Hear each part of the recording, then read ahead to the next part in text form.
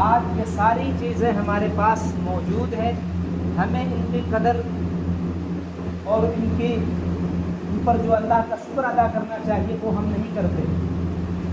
اللہ تعالیٰ نے ہمیں بے شمار نعمتوں سے نوازا ہے، ہمیں چاہیے کہ اللہ کی نعمتوں کا شکریہ ادا کرتے رہا کریں۔ اللہ فرماتے ہیں اعملوا علی داؤد شکرا وقلیل من عبادی الشکور، میرے بہت کم بندے ہیں جو شکر گزاری کرتے ہیں، اکثر ناشکرے ہیں۔ یہ ناشکری ہی ہے کہ ہم اللہ کے منادی معذن کی آواز سنیں مسجد نہ آئیں، یہ ناشکری ہی ہے کہ ہم اللہ کے حکم پورے نہ کریں، یہ ناشکری ہی ہے کہ ہمیں رسول اکرم صلی اللہ علیہ وسلم کی سنتیں اچھی نہ لگیں، یہ ناشکری ہی ہے۔ ہم جب برابر اللہ کی ناشکری کرتے چلے جائیں گے، ناشکری کرتے رہیں گے، اللہ رب العالمین ایک دن اپنا عذاب بھیج دیں گے۔ پہلے قوموں کے ساتھ ایسا ہی ہوا، جب ان لوگوں نے اپنے نبیوں کی بات کو جھٹلایا، اللہ کے احکام پورے نہیں کیے، جب اپنے بزرگوں کی باتیں نہیں مانی، اللہ نے ان پر عذاب بھیج کے انہیں تباہ و برباد کر دیا۔ آج ہمارے معاشرے میں بھی یہ چلن چل چکا ہے، یہ ایک رواج بن چکا ہے، یہ ایک طریقہ بن چکا ہے کہ ہم اللہ کے حکم پر کھڑے نہیں ہوتے، ہم اللہ کے حکم کو اپنی زندگی میں اتارنا نہیں چاہتے، ہم اللہ کے احکام پر عمل کرنا نہیں چاہتے۔ ہم میں سے اکثر لوگوں کا یہی مزاج بن چکا ہے کہ انہیں دین اچھا نہیں لگتا، انہیں دین کا طریقہ اچھا نہیں لگتا، انہیں نماز پڑھنا، اللہ کے آگے جھکنا اچھا نہیں لگتا، انہیں اللہ کے رسول صلی اللہ علیہ وسلم کا نام لینا اچھا نہیں لگتا۔ یہ ناشکری ہی ہے، ورنہ اللہ نے تو ہمیں بہت سی نعمتوں سے نوازا تھا، بہت ساری نعمتیں دی تھی۔ اللہ نے ہمیں قرآن مجید جیسے عظمت والی کتاب عطا فرمائی۔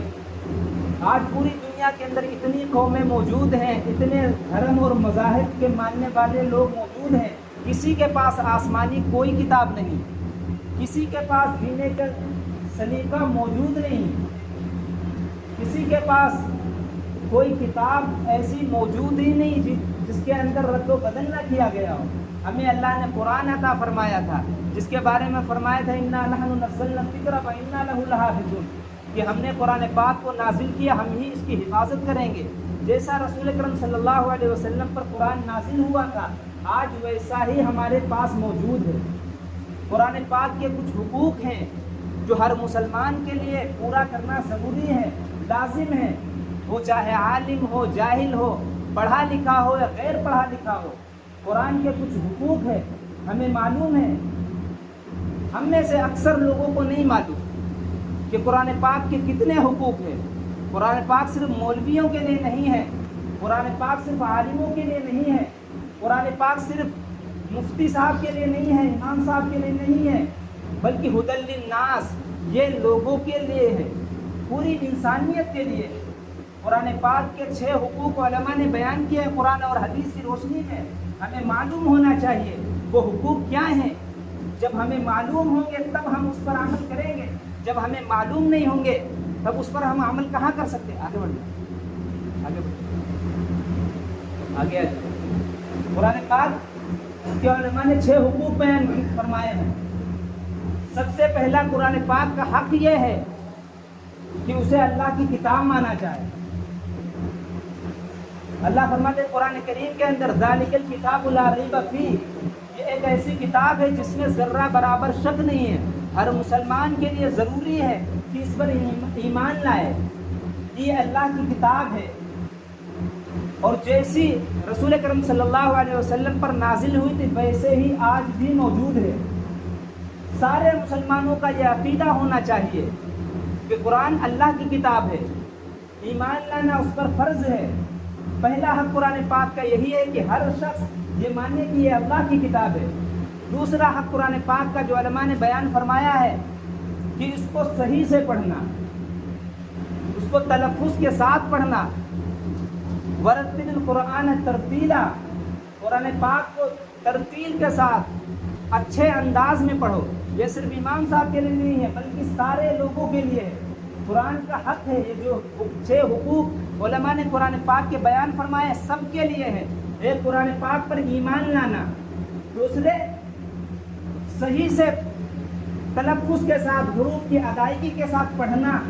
اگر ہمیں پڑھنا نہیں آتا ہم علماء سے معلوم کریں, علماء کے پاس جائیں, امام صاحب کے پاس جائیں کہ ہم یہ قرآن کی سورت نماز میں پڑھتے, دیکھو صحیح ہے کہ نہیں صحیح ہے. دیکھو ہم جو قرآن پاک سورہ فاتحہ پڑھتے ہیں نماز میں, دیکھو صحیح ہے کہ نہیں صحیح ہے.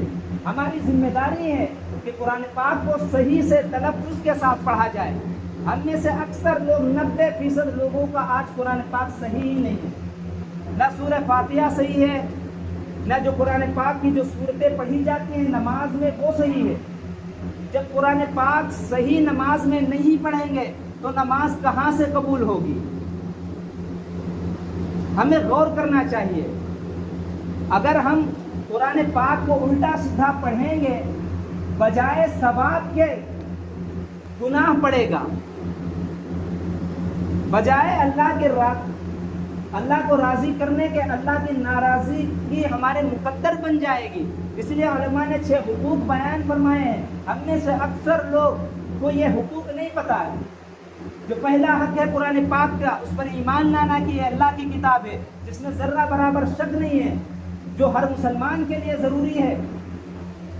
دوسرا جو بتایا اس کو صحیح پڑھنا, تلفظ کے ساتھ پڑھنا, حروف کی ادائیگی کے ساتھ پڑھنا, اور اتنا قرآن پاک صحیح پڑھنا ہر مسلمان پر فرض ہے جس سے نماز صحیح ہو سکے. آج اتنے بڑے مجمع میں اگر کسی سے بھی کوئی سورت سننی جائے, اللہ کی قسم بہت سی غلطیاں آئیں گی. قرآن صحیح نہیں ہے. سچ بتاؤ یہ ہماری ذمہ داری نہیں ہے. صحابہ نے کتنی قربانی دے کر ہم تک قرآن صحیح سالم پہنچایا. ہم سے یہ نہ ہو سکا کہ ہم اس کے حروف کی ادائیگی کے ساتھ ہی پڑھ دیں, قرآن پاک کو محفوظ کر دے. ہم نے قرآن پاک کو کیا سمجھ لیا کہ یہ مردوں پر پڑھی جانے والی کتاب ہے. یہ مردوں پر پڑھی جانے والی ایک کتاب ہے. بہت زیادہ سمجھ بیٹھے تو ہم یہ سمجھے کہ یہ دعا اور اپنے بیماروں کا علاج کرنے کے لیے ہے, اپنے بیماروں کی جھاڑ پھونک کے لیے ہے. کسی کے یہاں بیماری آ جائے, پریشانی آ جائے, قرآن خوانی کرا دے. دکان میں خیر و برکت کے نزول کا ذریعہ ہم نے بنا دیا. حالانکہ ہر مسلمان کی ذمہ داری تھی اس کو صحیح سے پڑھتے جس طرح نازل ہوا ہے. رسول اکرم صلی اللہ علیہ وسلم جب قرآن پاک پڑھتے تھے روتے تھے. صحابہ کرام رضی اللہ عنہ اجمعین جب پڑھتے تھے روتے تھے, انہیں پتا تھا. پھر تیسرا حق جو قرآن پاک کا علماء نے بیان فرمایا ہے جو ہر مسلمان کے لیے ضروری ہے, تدبر کرنا, اس کے بارے میں سوچنا کہ اللہ فرما کیا رہے ہیں, سورہ فاتحہ میں اللہ کیا فرما رہے ہیں.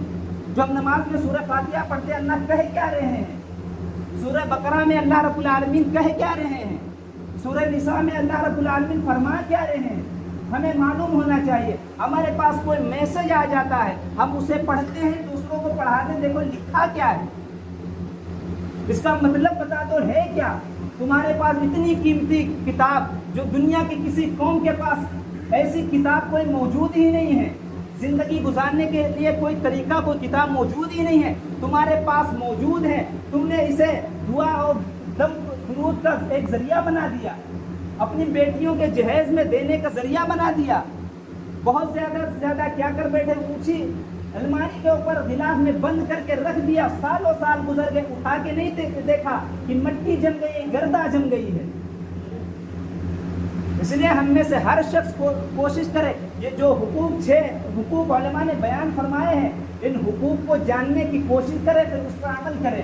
اللہ رب العالمین ہم سب کو کہنے سننے زیادہ عمل کی توفیق عطا فرمائے. انشاءاللہ اگلے جمعے میں آگے بات ہوگی.